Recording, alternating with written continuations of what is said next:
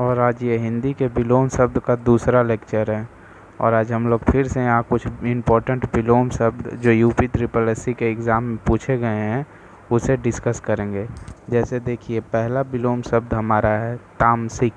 तो तामसिक का विलोम क्या होता है? तामसिक का विलोम जो होता है वो सात्विक होता है।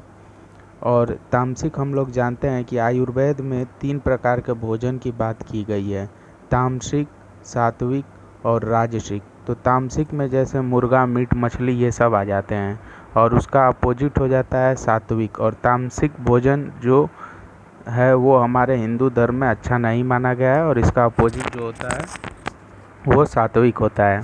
सो गाइज, अगला देखते हैं। जो अगला है हमारा वो है अर्वाचीन। तो अर्वाचीन का मतलब होता है नया, नवीन। तो इसका मतलब विलोम हो जाएगा प्राचीन। अब हम लोग देखते हैं अगला है चिरंतन। चिरंतन का मतलब जो आदिकाल से मतलब बहुत दिनों से चलता आ रहा है, पुरातन है। तो उसका जो विलोम होगा वो नश्वर हो जाएगा। और उसके बाद है रुग्ण। तो रुग्ण का मतलब जो होता है बीमार की अवस्था, बीमारी होता है, तो उसका विलोम स्वस्थ हो जाएगा।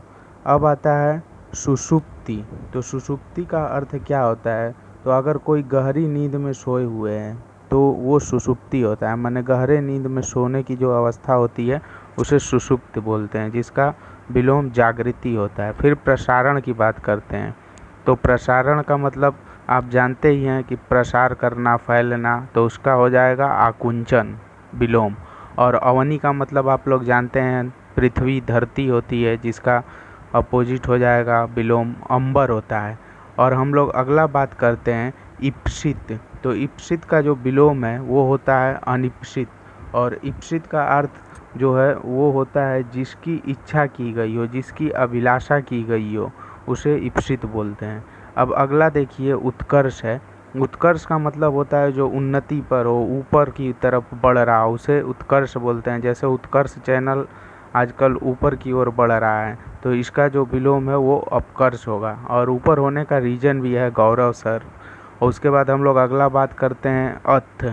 तो अथ का मतलब क्या होता है? देखिए, शुरुआत की, मतलब जैसे कोई चीज़ की मंगल सूचक, माने आरंभ से ही कोई चीज़ का जो मंगल सूचक होता है, मतलब शुरुआत से है, तो इसका जो होगा विलोम इति हो जाएगा, मतलब अंत का।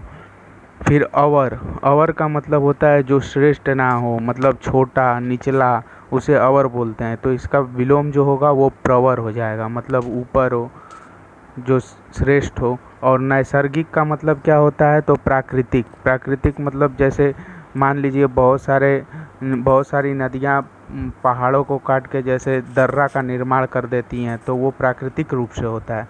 और जो बाहर से किया जाता है उसे कृत्रिम बोलते हैं, कृत्रिम। तो गाइज़, मैं उम्मीद करता हूँ कि आप लोग को सारे विलोम शब्द समझ में आए होंगे। और यह हमारा जो चैनल है टारगेट एकेडमी 81, इसे आप लोग लाइक और सब्सक्राइब करें। और आने वाले दिनों में मैंने जैसा बोला है 50 विलोम शब्द डिस्कस किए जाएंगे और उसके बाद हम लोग हिंदी के और भी वीडियो अपलोड करेंगे जो यूपी ट्रिपल एससी के एग्ज़ाम में आपको हेल्पफुल होंगे। So thank you guys.